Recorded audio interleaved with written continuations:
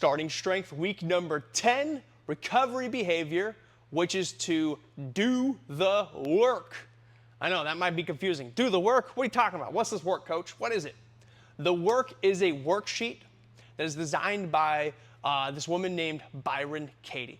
She made this book called Loving What Is, and it's all about us challenging our thoughts. Many times, our thoughts are not rooted in reality.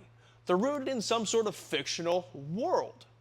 So there's a series of questions, and I want you to go through those questions.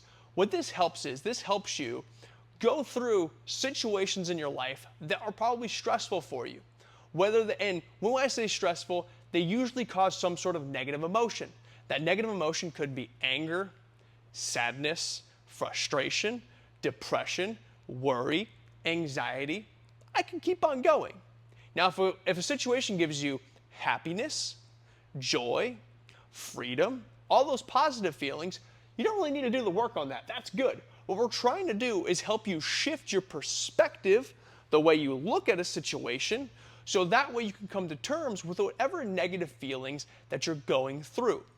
So I'm going to have a worksheet set up for you that you can go through, but I'm going to make a situation up in my head off the fly right now to talk about this. So question number 1 is it true? Is it true? All right.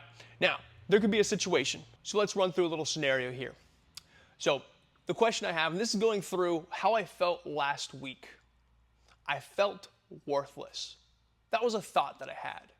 I felt like I just wasn't doing my best. Like I wasn't getting anything done. Now, I could challenge that self. Is it true? Is it true that I am worthless and I'm not getting anything done? Well, I could say yes. But then the follow-up question that is, if it's a yes, how do you know with 100% absolute certainty that it's true? I can think about it a little bit more, and I can reflect on what I have or have not done. The reality is, I did do stuff. I did provide value. Therefore, I have a worth to myself. And I did get shit done. I know I had a plan, and I knocked some things off my task list. Cool. So I can say that it's not true, that I do have worth, and that I am getting things done. Now the follow-up question that is, who would I be without that thought? Who would I be without the thought that I am worthless and unproductive? I can think about that now. Who would I be without that thought? I'd be a person that understands their worth and understands their value. And I'd believe that to be myself. I'd also believe myself to be a person that gets shit done. But I also believe that I cause the overwhelm myself by setting the bar maybe way too high and consistently missing it. Maybe I got to bring that bar down a little bit so that way I can stack up some wins. So what's the action that I need to do? I need to reframe that thought from I'm worthless and unproductive to I believe my worth and value that I bring to this world, and I am productive as hell. Because that last thought, that one serves me way more than the thought of I am worthless and unproductive. That thought does nothing positive for me in my mental state. So challenge those thoughts. If you're noticing yourself kind of spiraling down and feeling those negative emotions, ask yourself, is it true? How do you know with 100% certainty it's true? Who would you be? How do you feel when you think that thought? Who would you be without that thought? We want to challenge those thoughts and find the turnaround. The turnaround is typically the complete opposite of that thought. And now it's on you, should you choose, to believe and follow which thought, because you are 100% who you believe yourself to be.